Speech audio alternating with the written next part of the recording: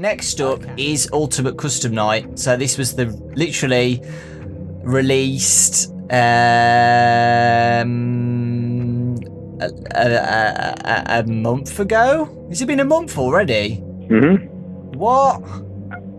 Maybe a little more even. With Ultimate Custom Night, you know, having 50 plus animatronics, was this bigger than you originally wanted it to be? So, did you originally think, right, I'm going to put 50 animatronics into this game, or did you just keep building it up?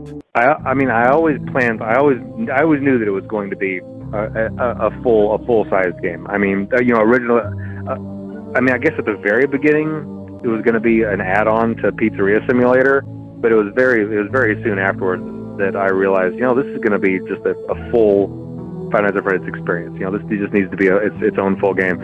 And yeah, and originally it was going to be, you know, 4D characters, but then I kind of filled those slots up pretty quick, and there were just too many characters left out. You know, so I had to add an extra row, and even then there were too many characters left out. So I just kept on adding, and I found a lot of really good. I found some really good tricks to really help the program be able to handle it. You know, because like my biggest problem with Pizzeria Simulator, and I'm just kicking myself, was that, you know, I wasn't utilizing some of the graphic features properly. You know, especially with the jump scares. You know, because I had these high resolution jump scares, and it would just run out of video memory. So that's why I had to just chop out frames. But you know, there were just some really neat tricks, you know, to render them smaller and then scale them up for the sake of the game. And you really can't tell when you're playing it. They might look a little bit fuzzier, but they still look pretty high quality. But, you know, it just allowed me to squeeze in all these characters and all these jump scares and just all this content, you know, really seamlessly. Was there any scrapped ideas at all for the game? So anything that you wanted in but you couldn't, or you just didn't like how it turned out? No, whereas in some of the other games, yeah, there had been some different ways I considered taking it, but no, Ultimate Custom Night, that was really only the way that it could go, you know, and I kept on just kind of adding on to it. Oh yeah, but I will say this just for the record, you know, to all of your viewers listening, I'm going to give you credit where credit is due for coming up with the idea for being able to purchase new office skins. Because originally I had it to where they would just randomly pop up. You know, whenever I gave you that original test copy to play, you know, you had a 1% chance of each of those offices appearing, and you made a comment saying, "Hey, it'd be cool if you could unlock those." You know, and then I changed that, and now I think it's a great feature of the game. So awesome! I feel like I've participated in something. Yeah, no, I thought having the offices as a reward would be good, and I think you put the score amounts for each office like perfectly. So I think you just said that you were satisfied with the game, but are you satisfied with this possibly being the last game that you might create, the last FNAF game? Yeah, I am. I really am. Starting with Five Nights at Freddy's 3, there was always something that I wasn't completely happy with, and that would become a core principle of the next game. Yeah. With 3, I wasn't completely happy with the jump scares, so I worked on 4. With 4, I wasn't completely happy with the storyline, so I made Sister Location. With Sister Location, I feel like it leaned a little too sci-fi and left a few plot points. Well, there were a few plot points that were really bothering people, so then I made Pizzeria Simulator. But then even with Pizzeria Simulator, even though I was really happy with the game, I don't know. I just felt like it needed a capstone. It needed some other bookend, just some experience. And Ultimate Custom Night brought in all of the characters, you know, and it's been, and I think so far it's been the best reviewed of the games, which, you know, thrills me. Of course, I'm really happy to see that everybody's just seemed to really enjoy it. People have even welcomed a Di-Di into their hearts after all this time. You know, it took everyone a little bit of time, but I think everybody likes Di-Di now. So, maybe not. No, am I wrong? I'll tell you what. Everybody, just leave a comment in Dako's video if you disagree.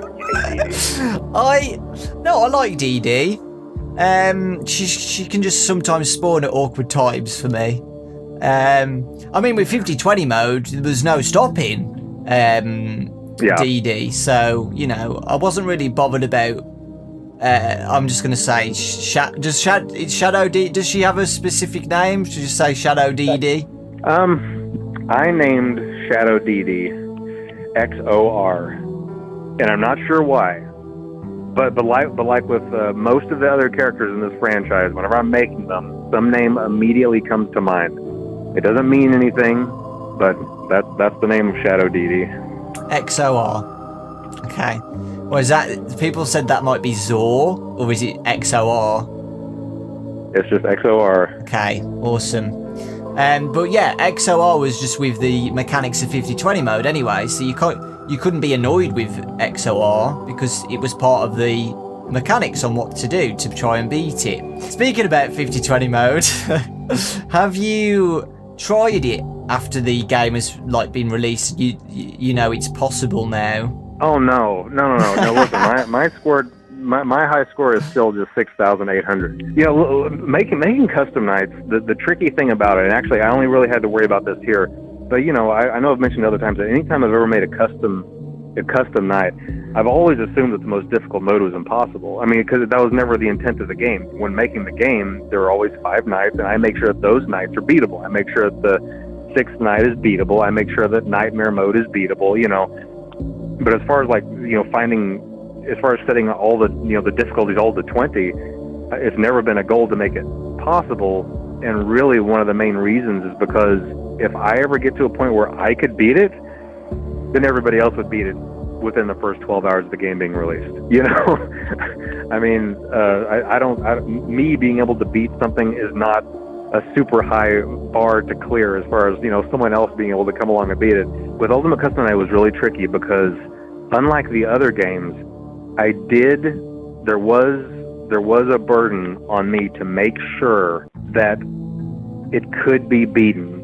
And this is one of the areas where I think, you know, all these years of designing games really benefited me, because even though I could never beat it, and I still can't beat it, everything was designed in such a way to where I was 99.9% confident that nothing was going to conflict with something else in a way to where it would genuinely make it impossible.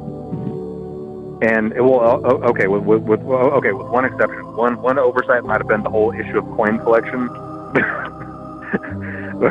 because I think I do agree that it might have actually been impossible to collect enough coins, you know, but other mechanics provided kind of a backdoor to solve that.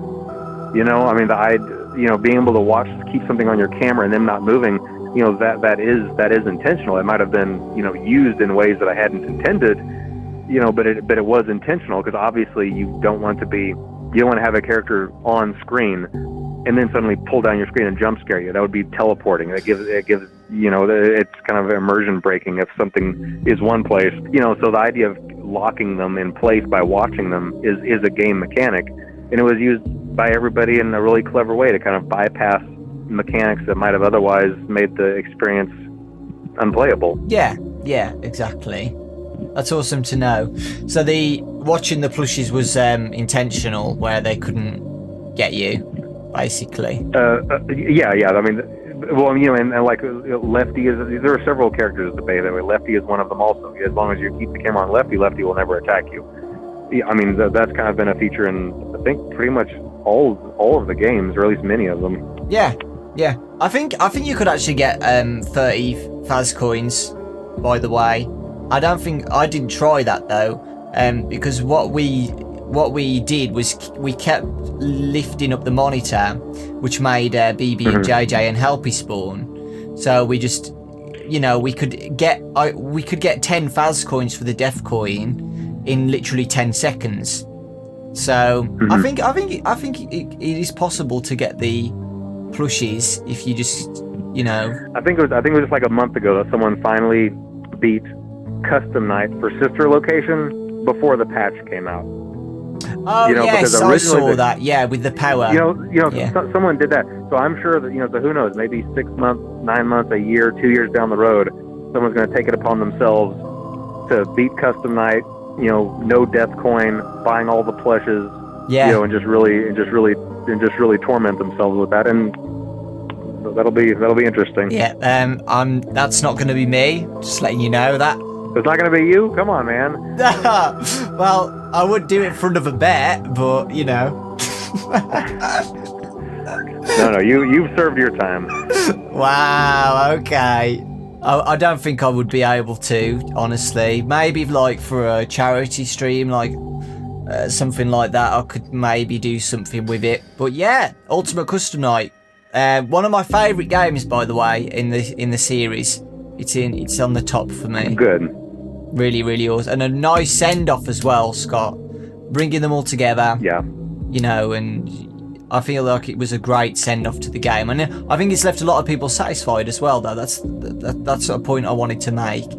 I'm satisfied, just letting you know that. And I think a lot of people are satisfied with this too. Like, you know, we understand that it's the last one. And, yeah, speaking about it being the last... Well, that's all that matters to me, so I'm glad to hear that. Awesome.